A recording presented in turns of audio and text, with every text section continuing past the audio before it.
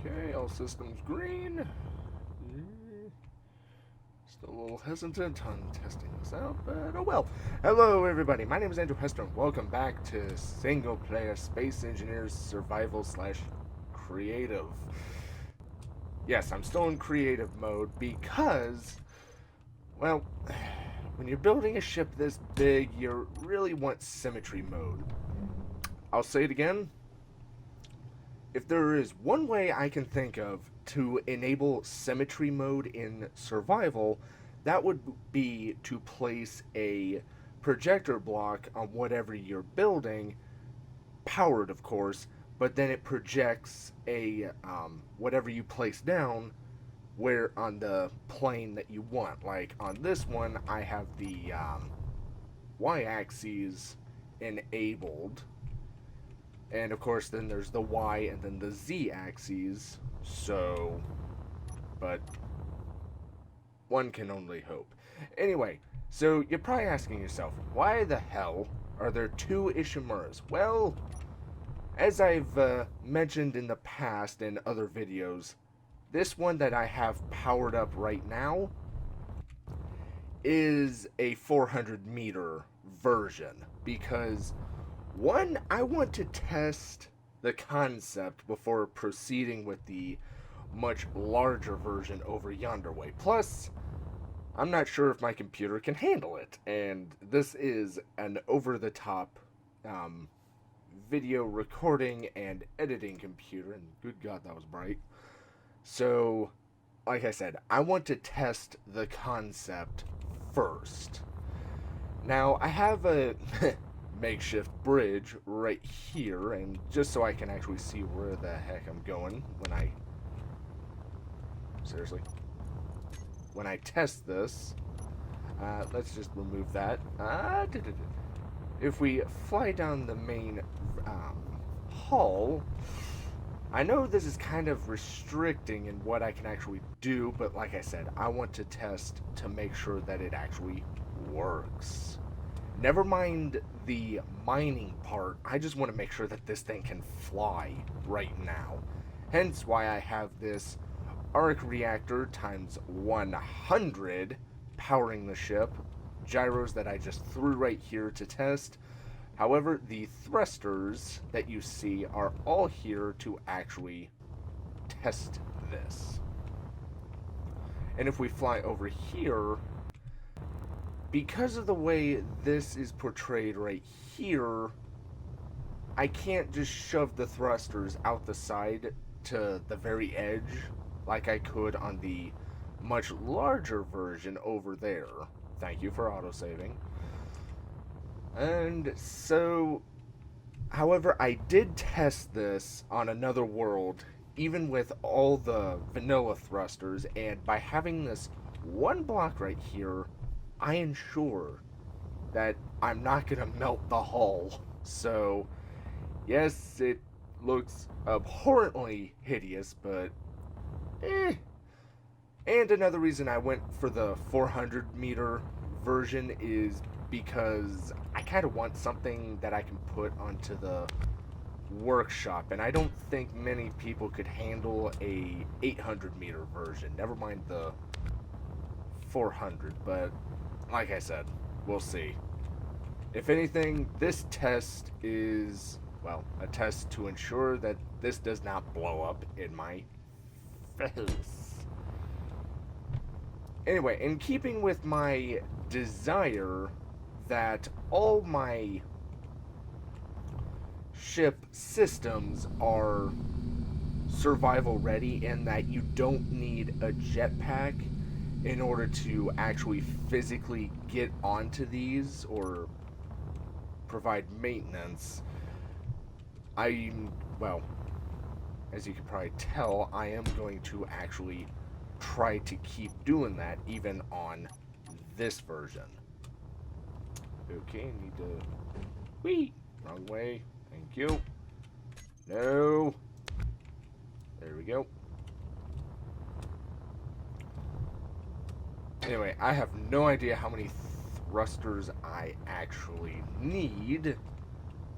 especially going forward, considering I'm kind of limited on where I can put them to actually stop the ship from moving forward. However, if you look at a picture of the Ishimura, well, the entire aft end is essentially just one giant thruster. Wow, several large thrusters, but again, we'll see how this goes. Okay, I'd say that's more than enough. I think this only weighs 12 million kilos. Holy crap.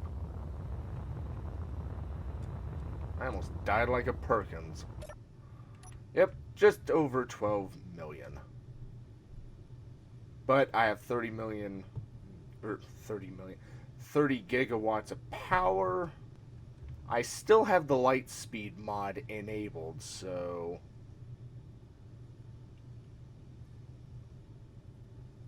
could have sworn I had reversing thrusters. Where are they? Okay, before we actually test this, I need to make sure. Oh, you have got to be kidding me. I just have 4?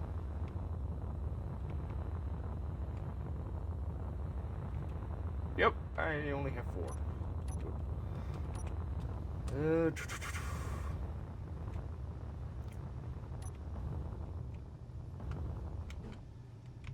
Come on.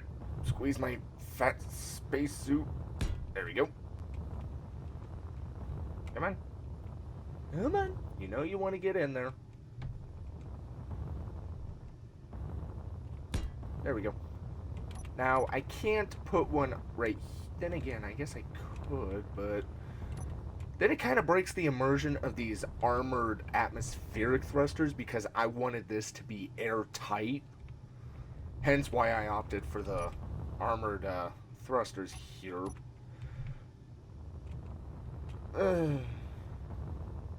It's one of those things, like, on the one hand, yes, maybe there's an invisible force field, I don't know. It's a work in progress, leave me alone. Like I said, I'm kind of limited. Of course, I could put some right here, but that would take away from the ore storage, because this section right here is meant for ore, except for the top part right here, that's for, what do you call it? Hydroponics. So I really don't want to take away from that section. But if I have to, then I have to. It is what it is.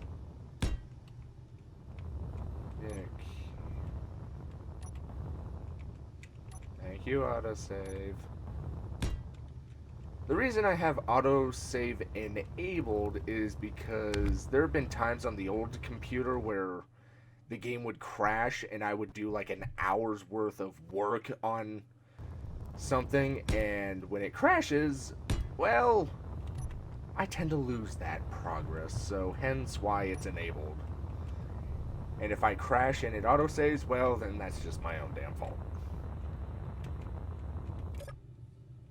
Alright, all systems are green. I should probably get a copy of this ship, just in case anything blows up. Alright. Holy crap, this thing has some acceleration.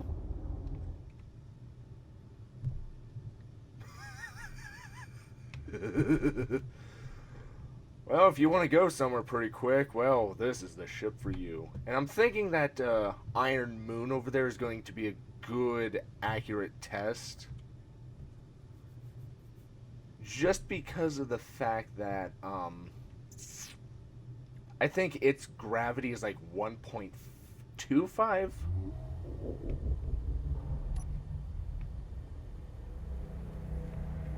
Alright, decent acceleration. Pretty good deceleration as well. Alright. Standard operating procedure. This ship will operate at a maximum speed of 1,000 kilometers. However, for the sake of this test, we are going faster because I'm not known for my patience.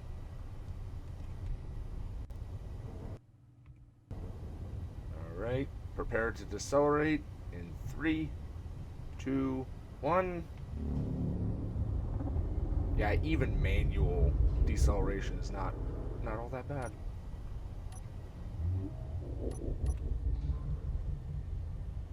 And this is just a 400-meter long ship. Let me remind you of that. And there's more atmospheric thrusters pointing down because this is supposed to operate in a gravitational field.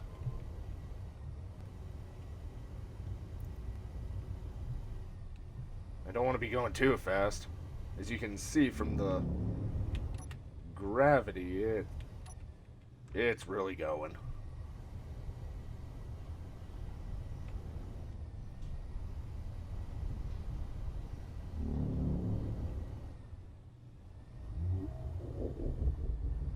Okay, gravity. Okay, it's 1.15, not 1.25 as I thought, but still.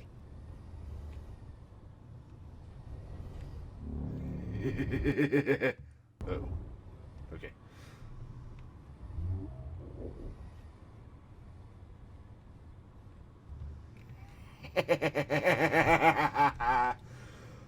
Oh, that's something you don't see every day. Oh, crap, hydrogen. Right,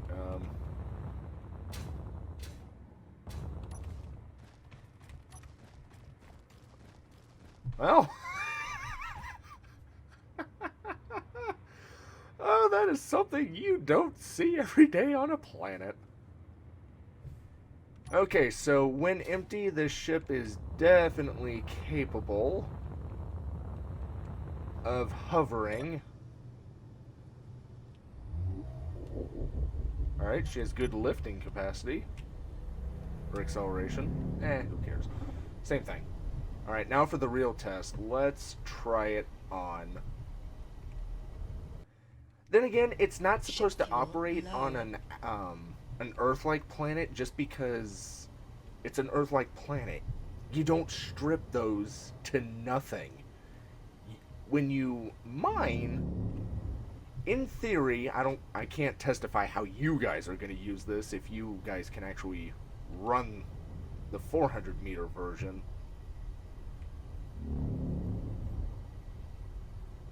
But okay, some jittering, but it's within bearable tolerances for me. I don't know about you guys. But in theory, I'm not going to use this on an Earth-like planet just because the resources that you strip from planets, or in this case moons such as that, are going to be the ones from barren planets, not Earth-like that can support a human population. So technically this is not how you're supposed to operate this, but oh well. It is what it is. Now where's the sun?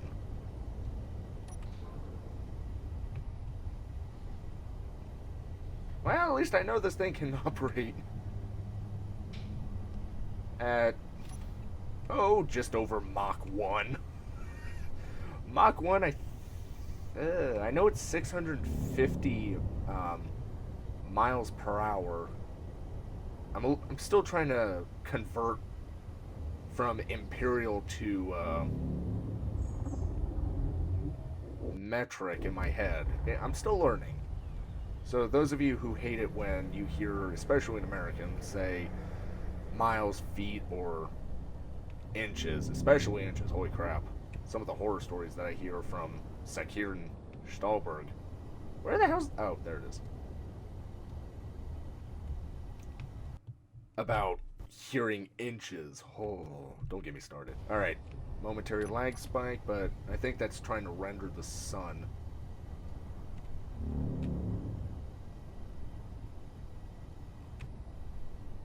Oh yeah.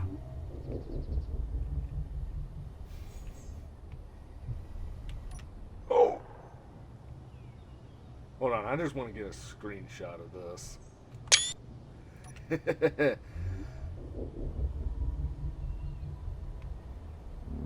I don't know, I feel like I can run the 800-meter long version, But like I said, I want to try the this version, and if nothing else, this is the ship that goes onto the Steam Workshop that pretty much, hopefully, a lot of people can use. I don't know. Like I said, my computer is over the top for when it comes to gaming because it's meant for rendering videos and actually recording them. Whoop. But, oh, seriously, this is something you don't see every day. So, in standard operation, I would probably be 200 meters. Okay, maybe 100 off of a planet's surface. And those arms that you see that go like this, like here's the main ship, and then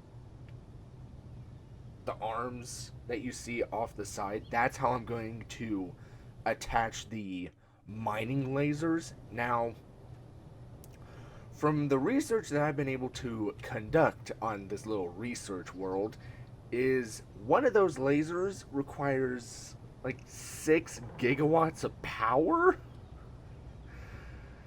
So this 1 times 100 arc reactor could power 5.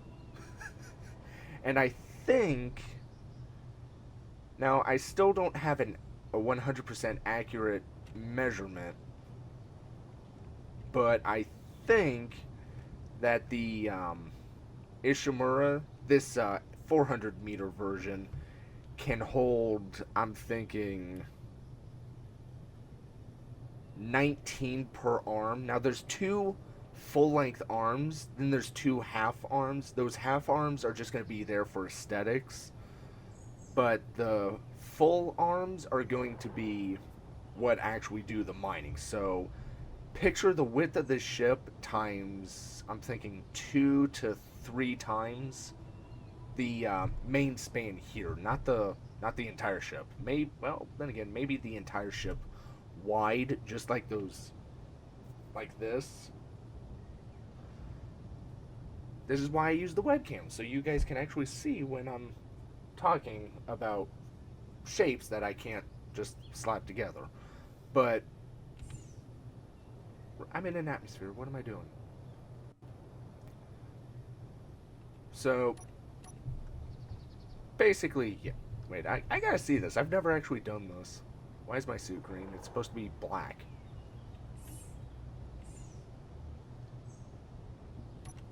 Hello, everybody. My name is Andrew Hester, and go away. I had to. Okay, so the Ishimura is still ongoing. I don't plan on stopping, but since watching Aliens Resurgent, I kind of wanted to, or not Aliens, Independence Day Resurgent, I really want to take a nomadic approach to space engineers. Basically, what I'm saying with that is that basically I do what the aliens do, except when it comes to a habitable planet such as this, I'm not going to just strip the entire thing. I'm actually going to, well, I'm not going to build a city, because then again, I guess I could build a city. The thing is, though, when I did the space elevator, once I reached the 40-kilometer mark, it started behaving weirdly. Like, whenever I would try to place the concrete blocks, some of you may remember how I was actually building it.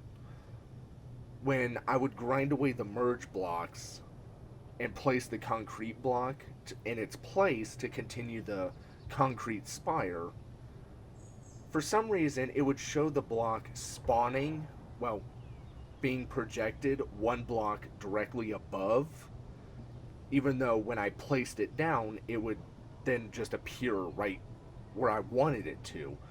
So, and because I wanted to build like a station tethered to the main shaft, essentially I don't know, like a 55-kilometer long station, essentially, that was really going to disorient me. So hence why you see, if I can move this fat ship.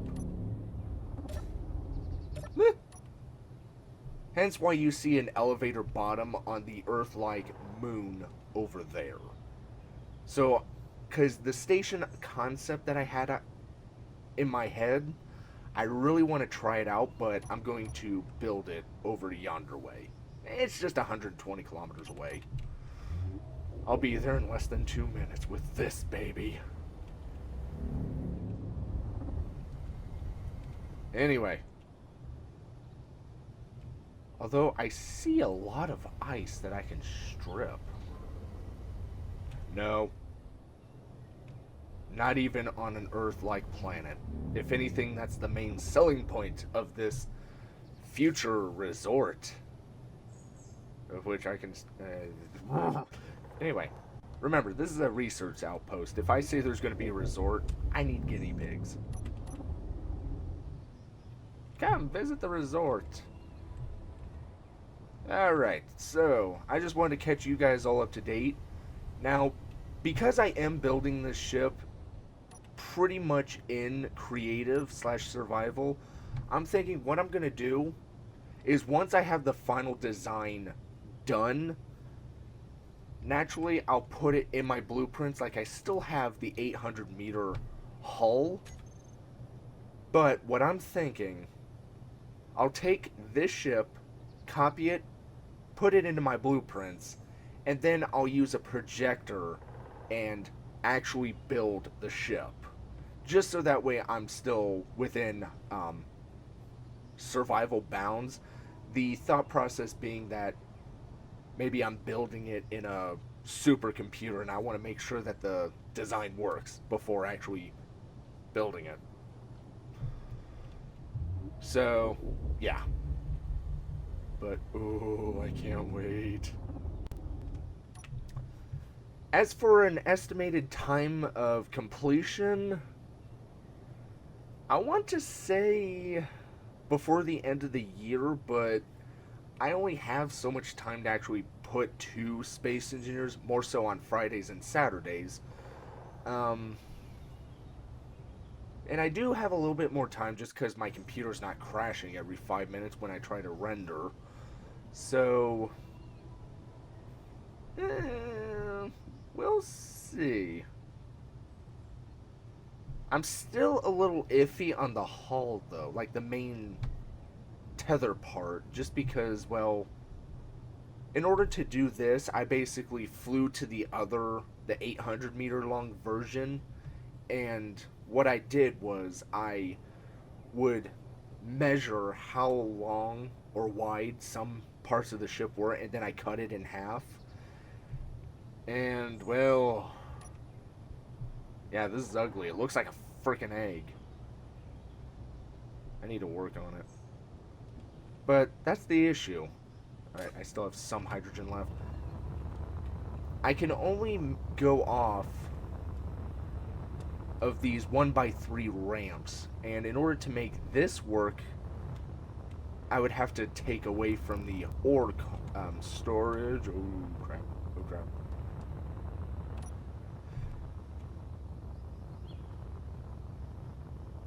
Okay, it's because I'm in creative mode. Okay, yeah, I'm cheating. I'm cheating. Shut up. Like I said, I'm building this in creative so I can actually build it later without having multiple worlds because it's tedious loading in. But if there's one... Oh. But if there's one thing I'm a little iffy on is... what happens to the planet if you successfully strip mine it? Like, what if you strip all the voxels? Does the atmosphere disappear with it, or does it stay? Because you can't remove a planet. You can remove an asteroid with the, Stop!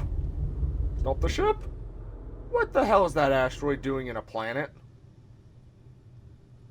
Or a planetary field?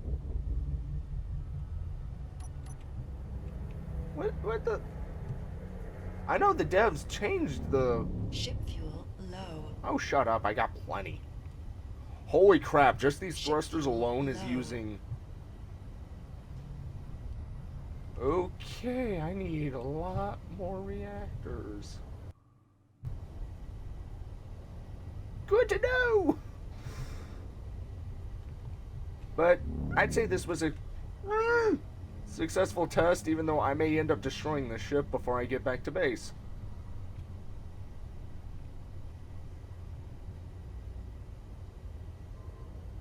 This is why we would have recon drones being launched from the ship before attempting this. Before moving the giant ship.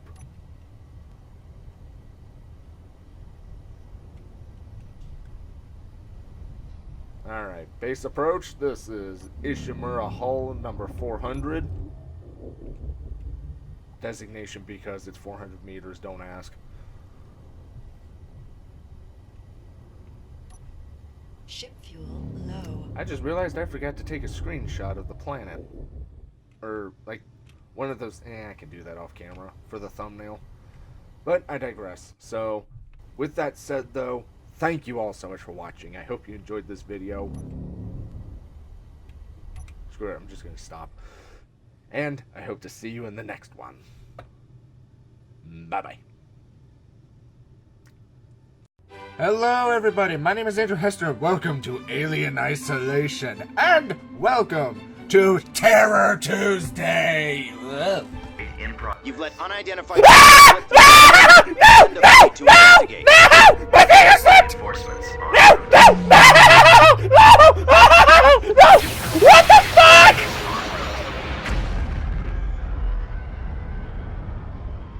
This is my own planet!